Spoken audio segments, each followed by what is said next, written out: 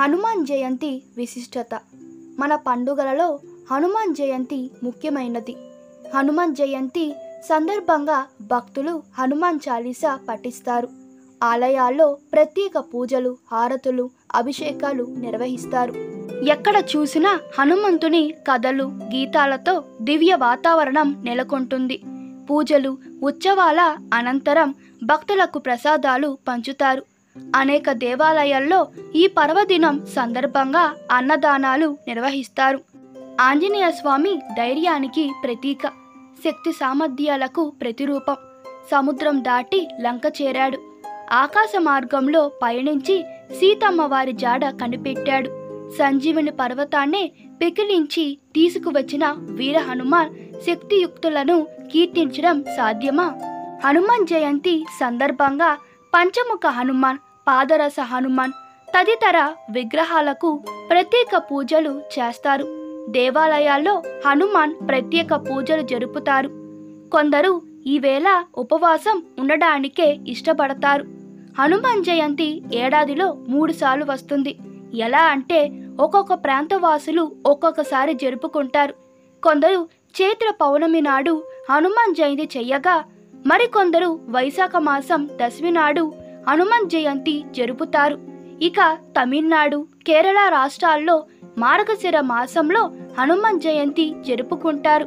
హనుమాన్ జయంతి పర్వదినాన్ని పురస్కరించుకొని భక్తికి, బల సంపన్నతకు సాంకేతమైన హనుమంతుని విశేషాలు స్మరించుకుందాం.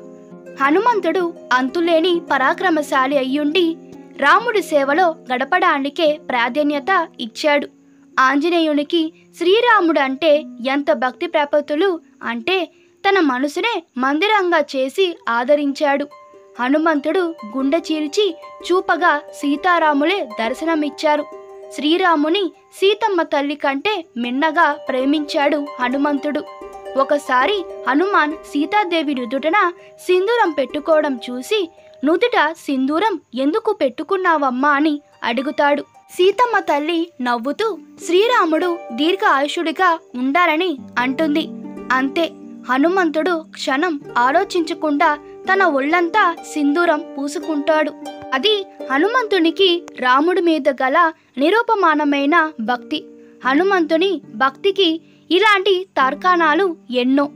ఒక సందర్భంలో సీతమ్మ హనుమంతునికి రత్నాభరణాన్ని బహుకరించింది. హనుమంతుడు ఒక్కొక్క పూసను కొరికి చూసి విసిరేయసాగాడు. అదేమిటని అడగక, రామయ్య తండ్రి కనిపిస్తాడేమోనని ఆశగా చూశాను. నా స్వామి లేని రత్నాలు, స్వర్ణాలతో నాకేం పని అన్నాడు. హనుమంతుని నిరూపమానమైన భక్తికి ఇంతకంటే కోలమానం ఇంకేం కావాలి? రావణాసురుడు సీతమ్మను అపహరించుకోపోగా ఆ తల్లిని అన్వేషించడానికి బయలుదేరాడు హనుమంతుడు. అహర్నిశలు ప్రయత్నించి సీతమ్మ జాడ తెలుసుకున్నాడు. అశోకవనంలో శోకమూతిలా కూర్చొని దిగులు సముద్రంలో కుంగిపోతూ ఆత్మత్యాగం చేయాలనుకుంటున్న సీతమ్మకు శ్రీరాముని అంగుళికం చూపి ధైర్యంగా ఉండమని స్థైర్య వచనాలు పలికాడు. లంకదహనం చేసి తన వంతు సహకారం అందించాడు. వాయుపుత్రుడైన హనుమంతుడు గాలో పయనించగలడు. పర్వతాన్ని ఎత్తి చేత్తో పట్టుకోగలడు. భూత ప్రేత పిశాచాల్లాంటి క్షుద్ర శక్తులను తరిమి కొట్టగలడు. శ్రీరాముని నమ్మిన బంటు అయిన హనుమంతుడు బలానికి, ధైర్యానికి ప్రతిరూపం. హనుమంతుని ఆదరించడం వల్ల ధైర్యం, స్థైర్యం కలుగుతాయి. భయాలు, భ్రమలు పోతాయి. చింతలు, చిరాకులు తీరుతాయి. చేపట్టిన ప్రతి పనిలో విజయం చేకూరి కీర్తి ప్రతిష్టలు వస్తాయి. నిత్యం హనుమంతుని నామస్మరణ చేసేవారికి ఎలాంటి ఆందోళన దరిచేరదు. సదా ఆనందంగా ఉంటారు. ఇక హనుమత్ జయంతి విశేష దినాన మరింత భక్తి శ్రద్ధలతో హనుమంతుని అర్చిస్తారు. జై శ్రీరామ్. ఈ కథ మీకు నచ్చినట్లయితే మీ అభిప్రాయాలు కామెంట్ తెలపండి. Please like, share and subscribe to my channel. Thank you.